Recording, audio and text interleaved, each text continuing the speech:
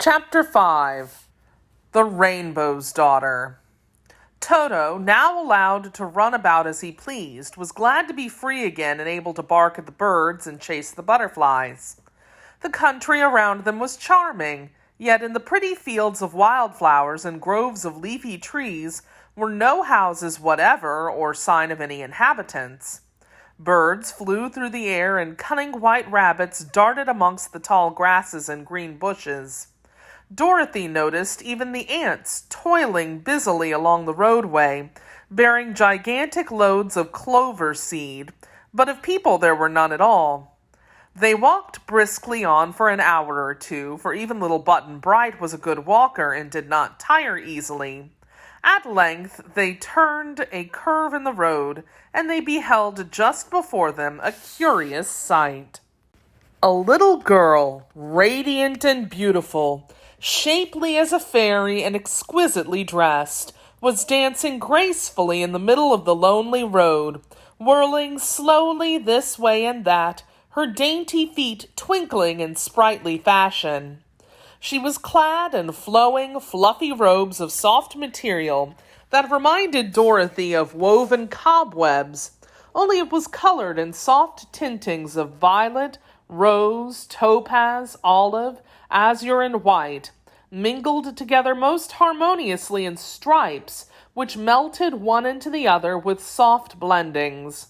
Her hair was like spun gold, and flowed around her in a cloud, no strand being fastened or confined by either pin or ornament or ribbon.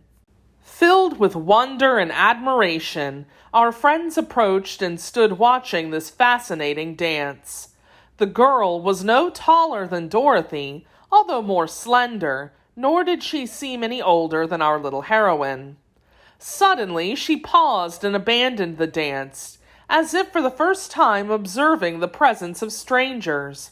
As she faced them, shy as a frightened fawn, poised upon one foot as if to fly the next instant, Dorothy was astonished to see tears flowing from her violet eyes and trickling down her lovely rose-hued cheeks. That the dainty maiden should dance and weep at the same time was indeed something. So Dorothy asked in a soft, sympathetic voice, "Are you unhappy, little girl?" "Very," was the reply. "I'm lost."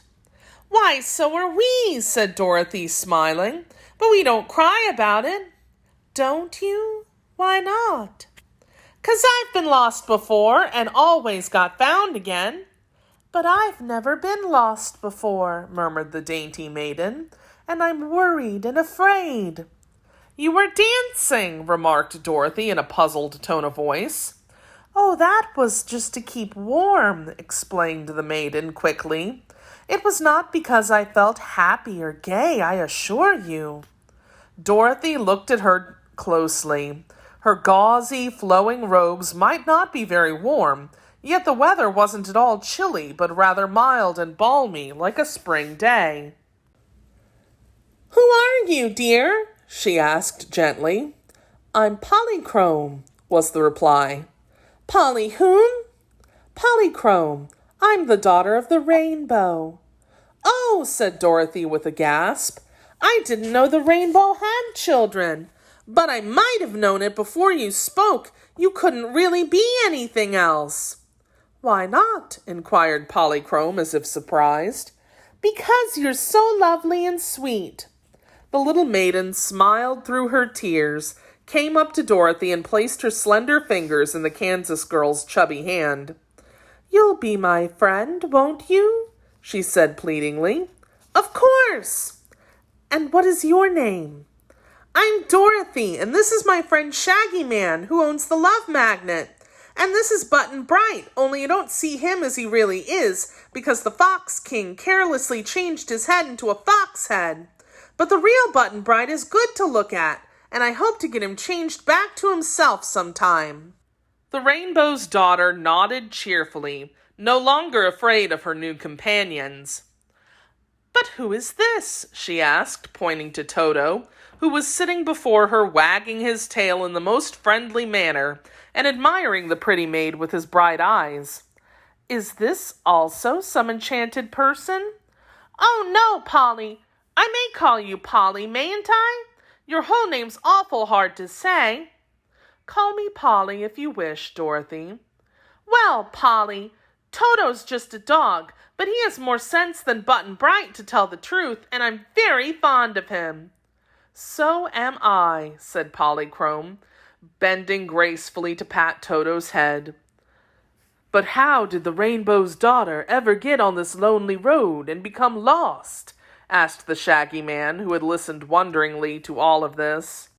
Why, my father stretched his rainbow over here this morning, so that one end of it touched this road, was the reply, and I was dancing upon the pretty rays as I love to do, and never noticed I was getting too far over the bend in the circle. Suddenly I began to slide, and I went faster and faster until at last I bumped on the ground at the very end.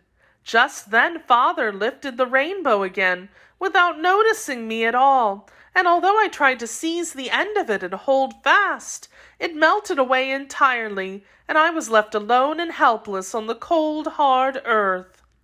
It doesn't seem cold to me, Polly, said Dorothy, but perhaps you're not warmly dressed. I'm so used to living nearer the sun, replied the Rainbow's Daughter, that at first I feared I would freeze down here. But my dance has warmed me some, and now I wonder how I'm ever to get home again. Won't your father miss you and look for you and let down another rainbow for you?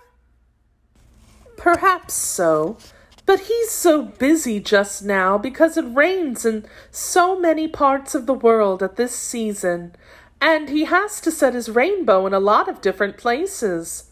What would you advise me to do, Dorothy? Come with us, was the answer.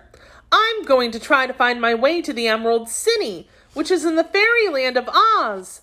The Emerald City is ruled by a friend of mine, the Princess Ozma, and if we can manage to get there, I'm sure she will know a way to send you home to your father again. Do you really think so? Asked Polychrome anxiously. I'm pretty sure. Then I'll go with you, said the little maid, for travel will help keep me warm, and Father can find me in one part of the world as well as another, if he gets time to look for me. Come along, then, said the Shaggy Man cheerfully, and they started on once more. Polly walked beside Dorothy a while, holding her new friend's hand, as if she feared to let it go.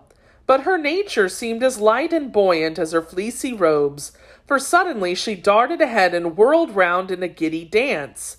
Then she tripped back to them with sparkling eyes and smiling cheeks, having regained her usual happy mood and forgotten all about her worry of being lost.